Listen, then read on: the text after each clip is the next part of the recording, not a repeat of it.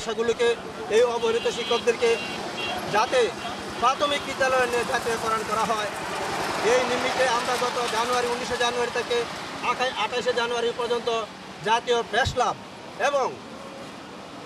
এবং শাহবাগে আমরা আন্দোলন করেছিলাম।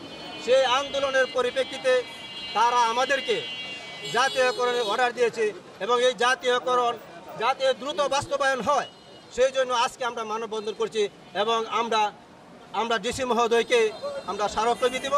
ওনার মাধ্যমে শিক্ষা উপদেষ্টা এবং প্রধান উপদেষ্টাকে বলতে চাই যাতে আমাদের এই ঘোষণা যাতে দ্রুত বাস্তবে রূপ নেয়। এই জন্য আমরা জাতীয়করণ যে ঘোষণা দেওয়া হয়েছে সেটা যাতে দ্রুত বাস্তবায়ন হয়, বাস্তবায়নের উদ্দেশ্য করে আমরা আজকে মানববন্ধন এবং স্মারকলিপি প্রদান প্রধান উপদেষ্টা এবং শিক্ষা উপদেষ্টা বরাবর ডিসির মাধ্যমে আমরা স্মারকলিপি প্রদান করবো। এই উদ্দেশ্যে আমাদের মানববন্ধন। লাঠিচার্জ করেছিল, আমাদেরকে গরম পানি দিয়েছিল, গরম পানি খেয়েও লাঠিচার্জ খেয়েও আমরা শাহবাগ করে বসেছিলাম। বসার পরে বাংলাদেশের সকল সাংবাদিক এবং ইলেকট্রিক মিডিয়া এবং সকল রাজনৈতিক ব্যক্তি সমাজের সাথে একত্রিত পোষণ করেছে।